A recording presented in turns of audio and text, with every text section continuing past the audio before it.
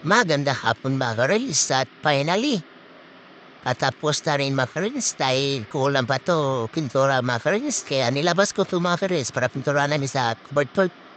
Bale, dalawa 'to ginawa ko mga ka-reels at ito ang isa mga ka-reels. Yan, tinira na ni kasama ko mga ka-reels, pininturahan niya 'to mga ka-reels dahil yun na maganda, presentable at kaya-aya tignan. At ito pala ay isang primer day. Ang gipin sa nakawang mga ka-reels.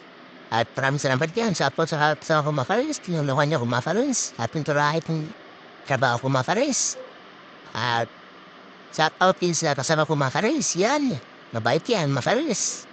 At ito nga pala mga ka-reels, ang sample niya mga ka-reels, lalagyan ng barel.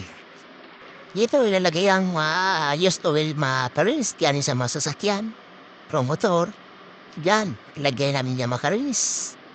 Ilagay lang diyan oil ng sasakyan, yan. Bali, tatlo pa lang compartment niya mga ka-reels. Division ng mga ka-reels.